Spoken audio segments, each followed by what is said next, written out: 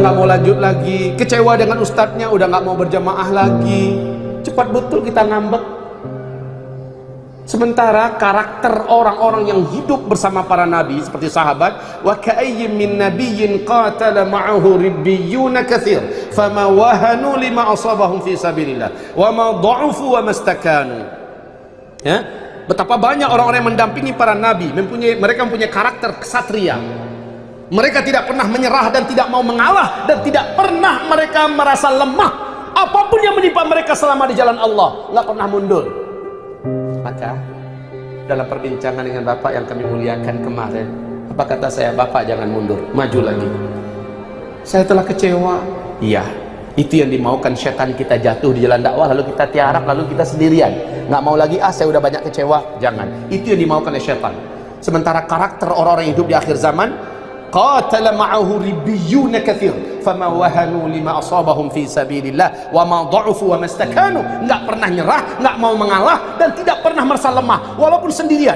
Kalau di dunia ini hanya 1000 orang mujahid, saya harus satu di antara mereka yang 1000 itu. Kalau hanya 100 orang mujahid yang tersisa, 100 itu satunya harus saya. Kalau 10 orang yang ada, satu di antara 10 itu harus saya. Kalau hanya 1 orang yang tersisa, 1 orang itu harus saya. Fama wahanu lima asabahum fi sabilillah. Mereka tidak boleh merasa lemah.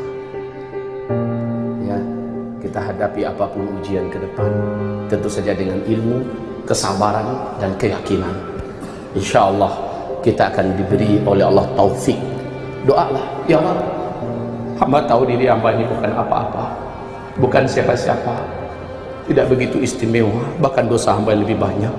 Tapi memohon kepadamu, jadikan hamba salah seorang di antara hamba terbaikmu di akhir zaman ini. Kita bisa berdoa kepada Allah. Kita bisa minta. Bagi Allah apa yang sulit sih? Cukup dengan kun fayakun. Doa dapat merubah takdir.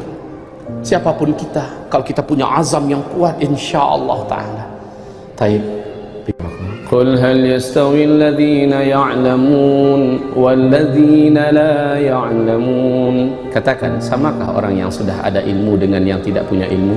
Beda, Pak. Bapak seperti ini karena Bapak ada ilmu. Bapak udah dengar langsung. Siapapun yang saya datang ke tempatnya dengan izin Allah, saya sampaikan, Pak, yang mula-mulanya mencibir, yang mula-mulanya geleng kepala nggak percaya, ketika duduk dia dipaksa untuk percaya, Pak. Apa nyebabnya dipaksa untuk percaya? Fakta-fakta yang ada, data-data yang ada. Selama dia percaya dengan Al-Quran dan Sunnah, dia akan percaya. Masalahnya teman-teman Bapak tuh nggak dengar langsung, dia hanya dengar dari Bapak, sementara dinilai kamu ini siapa, kan begitu. Jadi nggak bisa disalahkan mereka. Cukup doakan, ya Allah, berilah mereka ilmu seperti Engkau beri hamba ilmu. Ya, kekhawatiran Bapak ini bagus, tapi cukup untuk diri Bapak dan keluarga yang bisa. Kalau ada teman-teman, suruh dia dengarkan YouTube. Kalau itu mau dia buka. Toh ini juga berkaitan dengan hidayah kok, Pak. Ini berkaitan dengan hidayah. Kalau Allah nggak berikan hidayah, ya nggak bisa. Innaka la tahdi man ahbabta walakinnallaha yahdi man yasha. Engkau tak bisa berikan hidayah kepada siapapun yang engkau cintai. Saya mau teman saya ini harus seperti saya, nggak bisa, Pak. Hidayah itu di tangan Allah.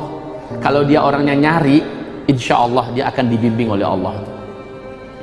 Baik, hamba-hamba Allah yang kami muliakan, afwan ya, ada yang belum saya sampaikan. Kalau Bapak masih mau bersabar duduk, saya akan tambahkan sedikit, boleh? Bagus, alhamdulillah, terima kasih banyak, Pak. Yang pertama, benteng yang disiapkan oleh Allah dan Rasulnya di akhir zaman. Satu, Rasul mengatakan benteng terbaik kamu di akhir zaman. Lihat halaman 879. Tempat-tempat yang sudah digaransi oleh Allah, tempat itu diharamkan untuk Dajjal. Ternyata tempatnya ada 4. Ada 4, 2 dalam hadis sahih tentang Mekah dan Madinah, ditambah 2 lagi berikut ini, diriwayatkan oleh Imam Ahmad.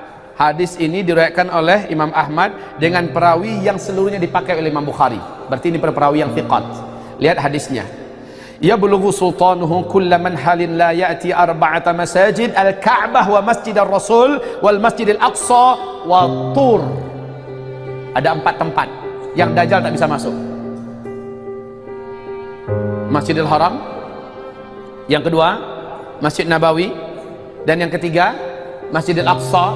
Dan yang keempat, Tursina. Bukit Tursina. Bukit Tursina di mana Allah Subhanahu wa taala mengajak Nabi Musa berbicara waktu menerima wahyu pertama, dan Musa diangkat sebagai nabi dan rasul. Di Bukit Tursina ini pula nanti Nabi Isa disuruh oleh Allah larilah bersama orang-orang beriman ke atas gunung Tursina, karena hanya gunung itu yang tidak bisa didaki oleh Ya'juj dan Ma'juj.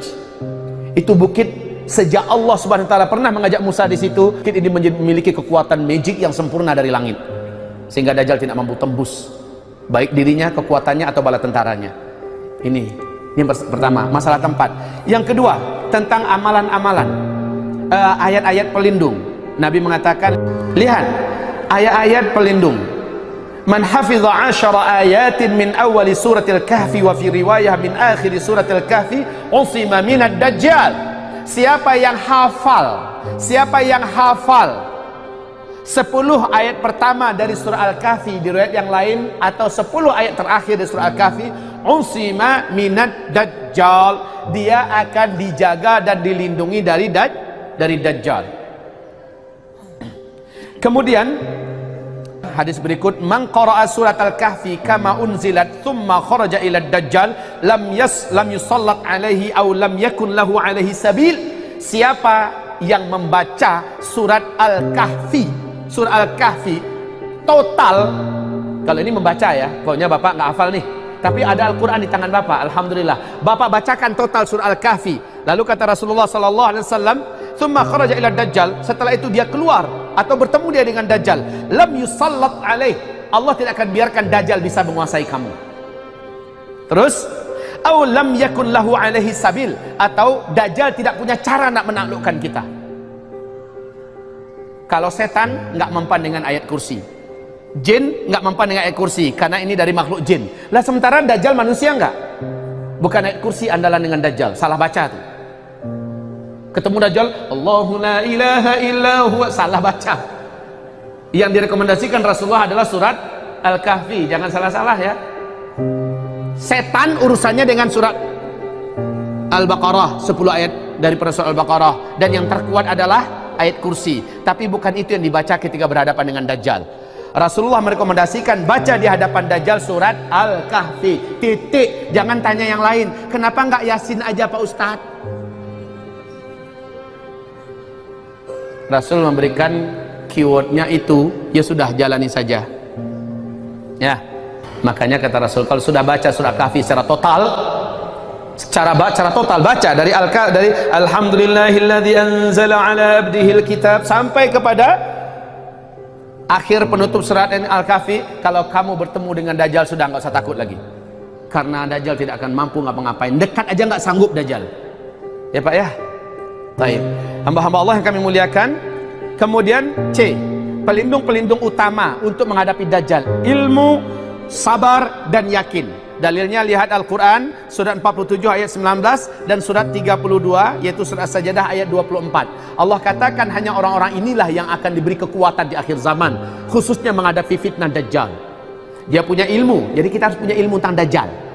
Lalu Bapak dapat rezeki dari Allah. Bapak ini orang pilihan loh Pak. Banyak tempat-tempat itikaf yang lain, barakallahu fihim, semoga Allah berkahi mereka seluruhnya. Tapi berapa tempat tempat-tempat itu yang menguraikan ini? Sementara Bapak dengarkan ini, bukannya ini pilihan dari Allah? Sementara ilmu adalah kunci dan syarat utama Pak. Bapak nggak tahu belut dengan ular tanah, nggak tahu kan bedanya? Kalau sempat nggak tahu, Bapak sangka itu belut, Bapak pegang ular tanah, digigit Pak, mampus. Jadi harus tahu ini bedanya apa, ini musuhnya gimana. Kalau tahu kita nggak sama dengan orang yang tahu. Baik. Kemudian, nah ini tentang makanan orang-orang beriman pada zaman Dajjal. Makanan beriman di sini ditekankan sekali lagi, makanan orang beriman di akhir zaman yang bisa mengenyangkan perut, menghilangkan lapar adalah makanan para malaikat. Subhanallah.